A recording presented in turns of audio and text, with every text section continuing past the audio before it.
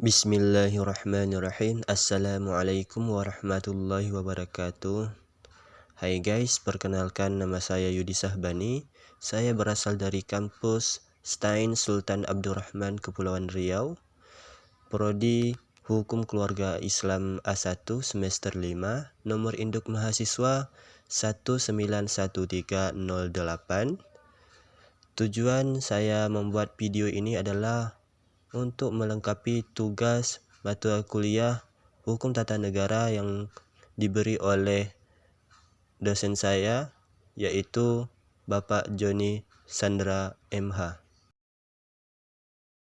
Oke guys, adapun judul yang saya ambil yaitu Sumber Hukum Tata Negara. Sumber Hukum Tata Negara saya terbagi menjadi 4 pembahasan. Yang pertama itu pengertian sumber hukum, yang kedua itu macam-macam sumber hukum, yang ketiga sumber hukum tata negara Indonesia, yang keempat hierarki sumber hukum tata negara. Untuk pembahasan yang pertama yaitu pengertian sumber hukum. Sumber hukum adalah segala sesuatu yang dapat menimbulkan aturan hukum, serta tempat ditemukan aturan. Jika aturan itu dilanggar, maka ada sanksi tegas dan nyata bagi pelanggarnya. Sumber hukum menurut para ahli adalah sebagai berikut. Yang pertama, menurut Zevenbergen, sumber hukum adalah sumber terjadinya hukum atau sumber yang menimbulkan hukum. Yang kedua, menurut C.S.T. Kansil, sumber hukum adalah segala apa saja yang menimbulkan aturan-aturan yang mempunyai kekuatan yang bersifat memaksa, yakni aturan yang kalau dilanggar mengakibatkan sanksi yang tegas dan nyata. Untuk pembahasan kedua yaitu macam-macam sumber hukum. Macam-macam sumber hukum dibagi menjadi 2, yaitu sumber hukum formil dan sumber hukum material. Sumber hukum formil adalah suatu aturan yang memperoleh kekuatan hukum. Sumber hukum formil membentuk perundang-undangan hukum, menjadikan aturan hukum dan mengikat, seperti undang-undang, kebiasaan, keputusan hakim, traktat, doktrin, dan lain-lain. Sumber hukum material. Sumber hukum material adalah sumber dari nama materi hukum diambil dari sumber hukum ini, yang menjadi faktor membantu menentukan isi atau materi hukum. Untuk pembahasan yang ketiga yaitu sumber hukum tata negara Indonesia. Sumber hukum tata negara Indonesia diantaranya sebagai berikut. Yang pertama, ada Undang-Undang Dasar 1945. Yang kedua, ada ketetapan MPR. Yang ketiga, ada undang-undang atau peraturan perundang-undangan. Yang keempat, ada peraturan pemerintah.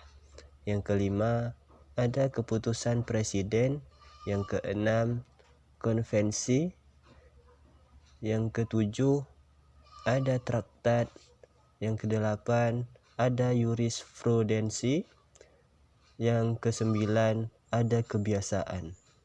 Untuk pembahasan yang keempat yaitu hierarki sumber hukum tata negara. Hierarki sumber hukum tata negara terdapat menjadi 4 bagian pokok. Yang pertama, TAP MPRS nomor 20/MPRS /1966, yang di dalamnya terdapat Undang-Undang Dasar 1945, TAP MPR, peraturan perundang-undangan, peraturan pemerintah, keputusan presiden, pusat pelaksanaan lain, yaitu peraturan menteri. Yang kedua yaitu TAP MPR nomor 3/MPR 2000 yang di dalamnya terdapat Undang-Undang 1945, TAP MPR, Undang-Undang Peraturan Perundang-undangan, Peraturan Pemerintah, Keputusan Presiden, Peraturan Daerah. Yang ketiga, Pasal 7 Undang-Undang Nomor 10 Tahun 2004 yang di dalamnya terdapat Undang-Undang 1945, Undang-Undang atau Peraturan Perundang-undangan, Peraturan Pemerintah, Keputusan Presiden, dan Peraturan Daerah.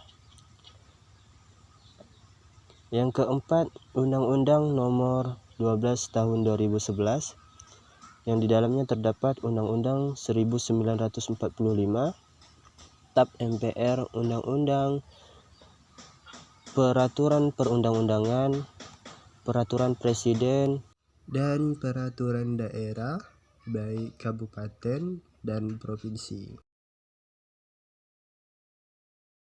Oke guys, itu saja pembahasan yang telah saya kemukakan. Semoga bermanfaat bagi kalian para penonton.